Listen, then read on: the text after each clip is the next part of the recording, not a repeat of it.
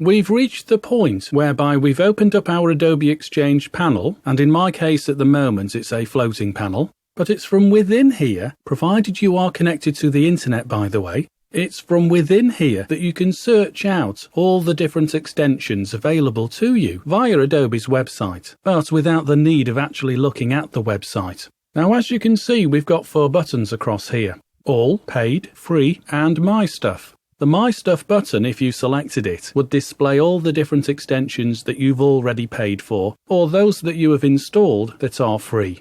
Anyway, speaking of free, if you want to see the available extensions that are freely available to you, then of course you would click on the Free tab. And as you can see, there aren't that many available to you at the moment, but this will increase as days go by. Therefore, what I'm seeing at the moment might not bear any resemblance to what you see when you click on this Free tab. That's all going to depend, of course, on when you actually are looking at this.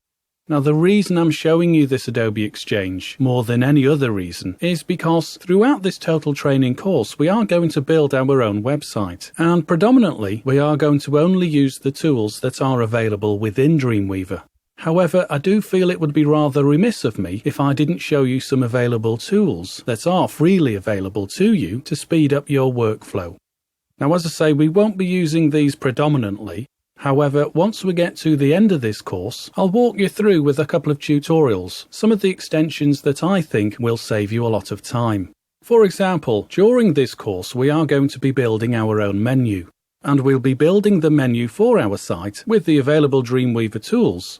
However, let me suggest that at some point you install this particular free extension, Advanced CSS Menu Lite, because it will allow you to create a good menu in a very quick time. Once you select any of these extensions, this one for example, then you're going to find out more information about it here. You'll see 4 tabs. The first one is Information. The second one allows you to see a preview of what you can do with it. There is a Notes tab and a Reviews tab. I'll go back to the Info tab, and you'll see just above that there is a button here ready for you to click to download it. And just for confirmation, we can see that this is free.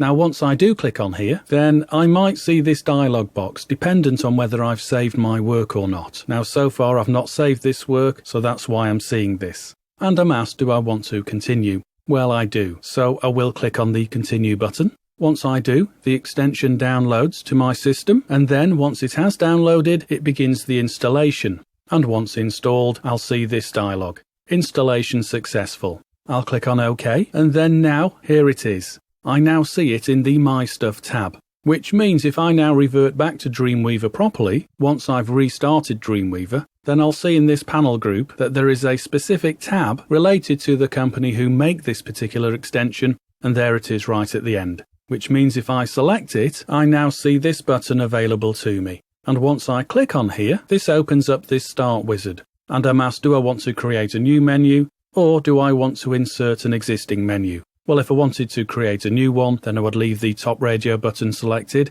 and click on OK. Consequently, this dialog will open up and you'll see all the different menu options available to you. Now, I'm going to cancel this, so don't really want to use it just yet. I just simply wanted to go through this process with you so that you can see how you can access free stuff so that you can use those extensions directly here within Dreamweaver.